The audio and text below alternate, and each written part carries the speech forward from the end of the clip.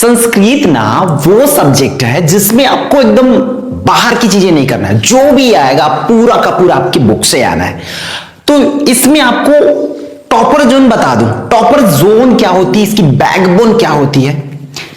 Hello everyone, I hope आप सभी लोग बहुत अच्छे होंगे और उतनी ही बेहतर तरीकों से आप सभी लोगों की पढ़ाई चल रही होगी। तो इस वीडियो में भाई हम जो है देखने क्या वाले, संस्कृत की रणनीति को। ठीक है, संस्कृत की रणनीति हमारे बोर्ड एग्जाम 2025 के लिए, 2025 के लिए, क्योंकि हम सब ने ठाना है 75 हर विषय में लेके आना है। तो भाई हमारी टारगेट जो है कहीं ना कहीं 75 आउट ऑफ 75 है। तो इसमें मैं आपको बता दूं, टॉपर जोन जो है, एक नॉर्मल जोन की बात करूं, एक नॉर्मल और एक टॉपर जोन की बात करूं, तो दो चीज होती, जैसे कि आपने इंट्रो में देख रहा कि इन दोनों को मिला करके ही आप इसमें परफेक्ट हो सकते हो। टॉपर जोन है इसके अदर चीज, सॉरी टॉपर जोन है इसके ग्रामर, ग्रामर मींस इसके व्याकरण, क्योंकि व्याकरण इतनी पढ़ना है ना आपको कि खोदना का पूरा पहाड़ है। हालांकि उसमें से आएगा एक छोटा छोटा चूहा, एक एक नंबर की क्वेश्चंस आएंगे, लेकिन आपको 10 से 12 ऐसे ग्रामर है ना जिसको पढ़ना ही है। तो बहुत से लोगों को तो ये आसान लगती है क्योंकि क्वेश्चन आंसर बहुत ज्यादा होती नहीं है, बट ग्रामर अच्छे को रुला देते, एक मिस्टेक आपकी पूरी नंबर डुबा जाते। इसलिए संस्कृत की रणनीति को ना बहुत ध्यान से देखना, पूरी प्लान शीट बता रहा हूं, 101% ये काम आने वाला है। तो ध्यान से देखेंगे क्योंकि इसमें एग्जैक्ट कोई इंपॉर्टेंट क्वेश्चन नहीं होती है ना। इसमें आपको जो जो टॉपिक बताया जा रहा है उसमें से आपको करना पड़ेगा। तो हम लोग जो है संस्कृत की रणनीति में, अगर मैं संस्कृत की रणनीति में बड़ा फोड़ने के लिए जा रहा हूं, तो मैं तो भाई सबसे बड़ा चीज को ऊपर टारगेट रखूंगा। सबसे बड़ी जो दुश्मन है ना वो मेरा है। वो कौन है? इसकी निबंध। हालांकि यहां ये दुश्मन नहीं, हमारा निबंध जो है दोस्त बना के रखना पड़ेगा। निबंध जो है आप लोगों को करना पड़ेगा, और मैं तो रिकमेंड करूंगा 3 से 4 जो है निबंध आपको याद होनी चाहिए।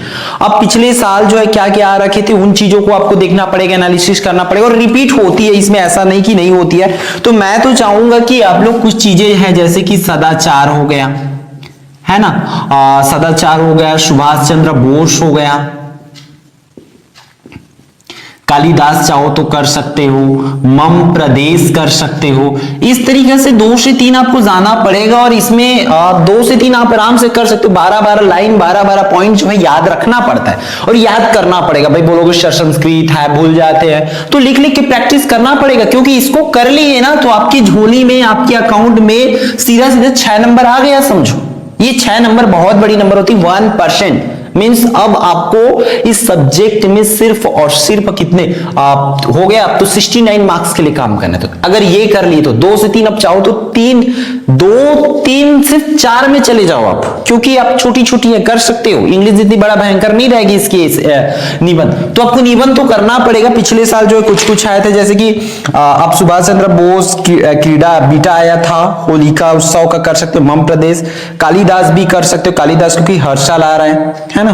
आप लोग और कुछ कर सकते हो, जैसे ग्राम्य जीवन भी कर सकते हो, मम प्रदेश है तो ग्राम्य जीवन भी ऐसा, और आप किसको में जो रिकमेंड किए वहां से आप इसको कर सकते हो। 2 से 3 करोगे तो हो जाएगा। फिर आता है आवेदन पत्र।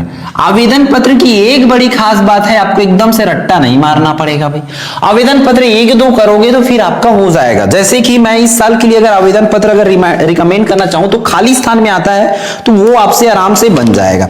ठीक है, इसलिए एकदम बहुत ज्यादा टेंशन आपको नहीं लेना है। तो आप लोग जो है, तो मैं तो रिकमेंड करूंगा क्या कर लो, शुल्क मुक्ति। ठीक है, शुल्क मुक्ति के लिए कर सकते हो, और अपने विद्यालय का वर्णन वाला है ना, स्वविद्यालय वर्णन, ये आपका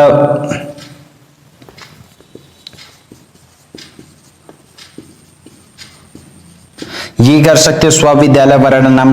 और जैसे खाली स्थान तो आती, तो बुक का ही करना है पूरा, कोई भी चीजें आपको एकदम से बाहर से नहीं करना है।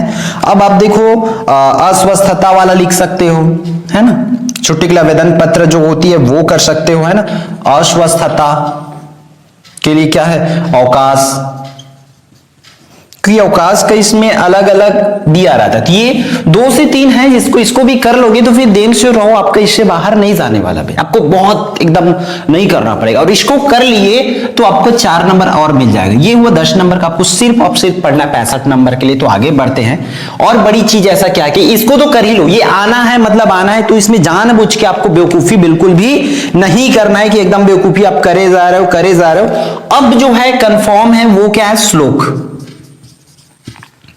श्लोक भाई आपको क्वेश्चन आंसर से भी करना है तो, बट अभी श्लोक आप कम से कम 5 श्लोक पढ़ के रखो। मैं तो बोलूंगा कि आप 5 श्लोक जो है पढ़ के रखो, क्योंकि ये क्वेश्चंस पूछे जाना है। अगर श्लोक की बात करूं तो इसको सीधा सीधा आपको पूछेंगे, ठीक है, 5 नंबर में पूछेंगे। तो लिखने के लिए बोला जाएगा तो आप श्लोक याद करके रखो 5 श्लोक, जिससे आपका सीधा सीधा 5 मार्क्स जो है कंफर्म हो पाए, ठीक है। 5 श्लोक याद करके रखो, 5 नंबर में आप पूछे ही जाएंगे। अगली चीज है सुक्ति। सुक्ति तो पूछे ही जाना है, तो इसको तो एकदम गड़बड़ी नहीं करना है, आपको बिल्कुल भी छोड़ना नहीं है। मैं तो रिकमेंड करूंगा 10 सुक्ति याद करके रखो, और एकदम नॉर्मल किसी भी क्लास का चल जाता है, और हो सके तो 10वीं का कर लो तो ज्यादा बेटर रहेगा। सुक्ति कर लोगे तो आपको सीधा सीधा यहां से आपको 4 नंबर मिल जाएगा। तो देखो अगेन 9 नंबर और मिल गए। तो ये कंफर्म टॉपिक है, इसके बावजूद भी इसको आपको बिल्कुल भी नहीं छोड़ना है। तो ऐसे ऐसे चीज है जिसको आपको करना है। और सबसे आसान चीज क्या है, और इससे बात की मैं बात करूं, आसान चीज है जिसमें आपको एकदम कोई रुलाएंगे नहीं, वो क्या है, प्रश्न उत्तर। प्रश्न उत्तर, प्रश्न उत्तर जो है पूरे पाठ का करना पड़ेगा, क्योंकि एकदम कंफर्म तो होती नहीं है इसका।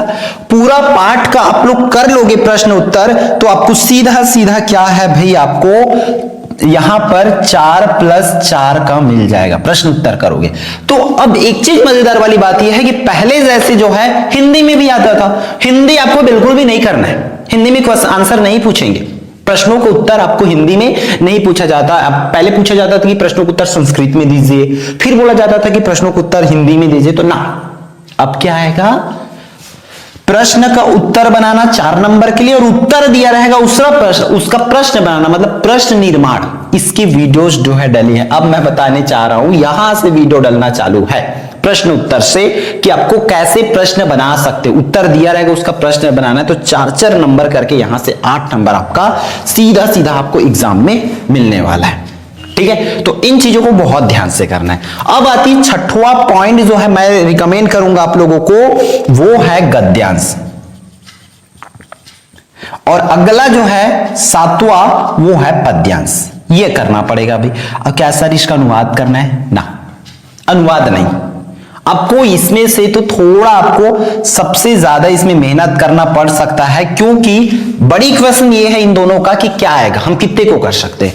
तो यहां पर ग्रामर को डाल दिया जाता है, ग्रामर को घुसा दिया जाता है। अनुवाद आपको नहीं पूछे जाएंगे, तो एकदम भर भर के पूरे पाठ का अनुवाद नहीं करना है आपको। अनुवाद पूछे भी जाएंगे तो उसमें से पूरे गद्यांश पद्यांश दिया रहेगा, उसका 1 लाइन 2 लाइन का बोला जाएगा। इसमें श्लोक आएगा तो श्लोक का पूरा अनुवाद नहीं बोला जा रहा है। हम पिछले 2 सालों की पैटर्न देख रहे, 23 का भी देखे, 24 का भी देखे, तो इस साल के भी जो सैंपल पेपर डली हुई है उसके अकॉर्डिंग भी देख रहे हैं, तो हमारा जो है गद्यांश पद्यांश का अनुवाद नहीं बोल रहे हैं। वहां पर कुछ कुछ ग्रामर को डाला जाएगा, ठीक है, ग्रामर को इसी में घुसाया जा रहा है। तो इसलिए बहुत ध्यान से करेंगे, आपको एकदम भागना नहीं है वहां से कि कैसे होगा क्या होगा करके, ठीक है। वहीं से पाठ का आना है, क्वेश्चन आंसर उसी से पूछेंगे, ठीक है। इसी में से प्रश्न उत्तर भी होगा, ग्रामर को भी इसी में, मतलब एक एक दो का, जैसे संधि है उसमें विशेषण है ना, अवयव है, ऐसा कुछ भी, मतलब इसमें ग्रामर डाला जा सकता है। तो आपको एकदम ये करना है, लेकिन वही चीज करोगे जो आपके परीक्षा बोर्ड वगैरह में। अब यहाँ के इसके लिए आप जा सकते हो परीक्षा बोर्ड में, ठीक है, मतलब क्वेश्चन जिस जो आ रखे प्रीवियस ईयर में, तो ये सीधा सीधा आपका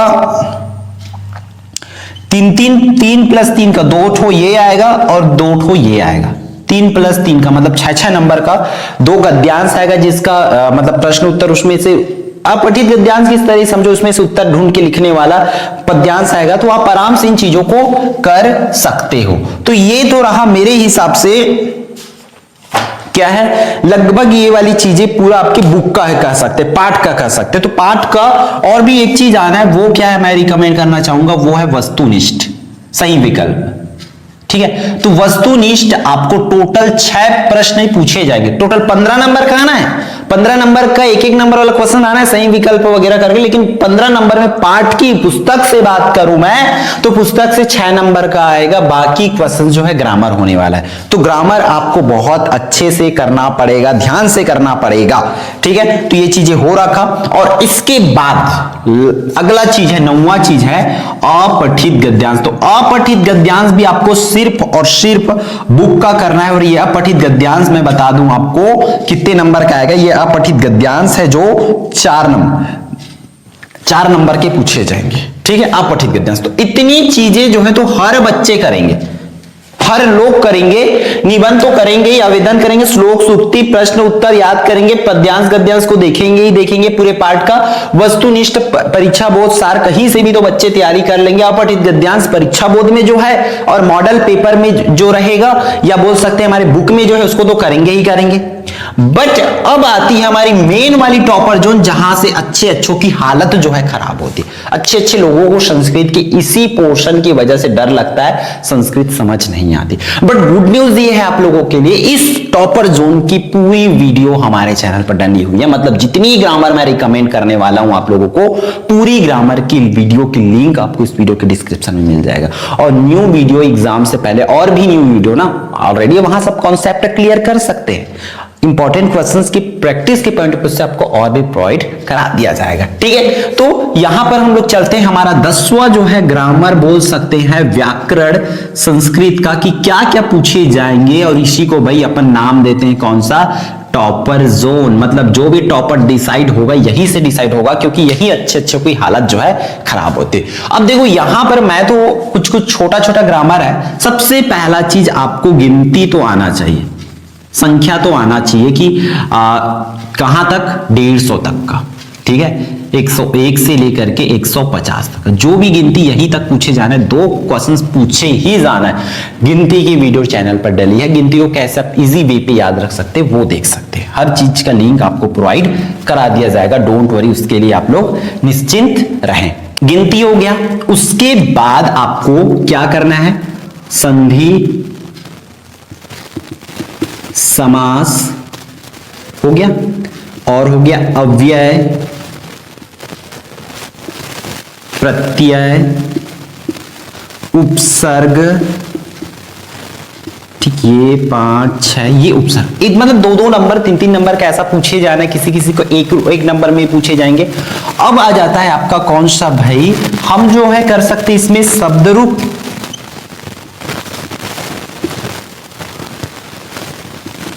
धातु रूप पूछे जाना है यहां पर, और ये तो रहा शब्द रूप धातु रूप, ये करेंगे एक नंबर 2 नंबर का। सही विकल्प में कुछ क्वेश्चंस को पूछे जाएंगे, कुछ को 2 नंबर और 3 नंबर वाला में पूछे जाते हैं, है ना। तो वो चीजें मैं आपको सैंपल पेपर्स वगैरह आएगी तो प्रोवाइड करा दूंगा, और वीडियोस जो है उस पर भी बताऊं कि कितने नंबर के लिए आपके एग्जाम में पूछे जाएंगे यहाँ। तो बस ध्यान से इसको करेंगे। तो ये क्या कंप्लीट हुआ ना, यहां पर आता है वाक्य शुद्धिकरण। ये 2 ग्रामर जो मैं इस साइड लिख रहा हूं, अच्छे अच्छे बच्चों की हालत इस पर खराब रहती है। वाक्य शुद्धिकरण हालांकि पूरा बुक की आना, लेकिन हम पूरा बुक को याद नहीं रख सकते, वहां पर शुद्ध करना नहीं सीख सकते।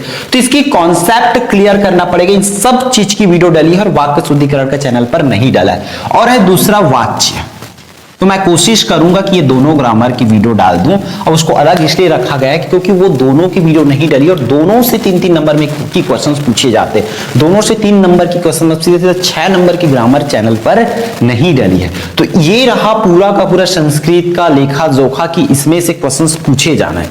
इसलिए बिना बेवकूफी करे, क्योंकि जो जानबूझ के बेवकूफी करते हैं ना, उसको कुछ और नाम दिया जाता है, ठीक है, सबको पता है। तो आप ये जानबूझ के बेवकूफी करने वाला काम नहीं करेंगे, ठीक।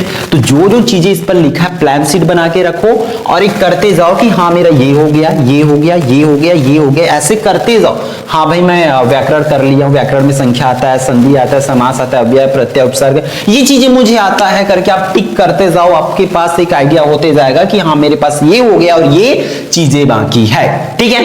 तो इस वीडियो में इतना ही, मिलते हैं आने वाले इंपॉर्टेंट वीडियो में। जय जवाहर, जय छत्तीसगढ़।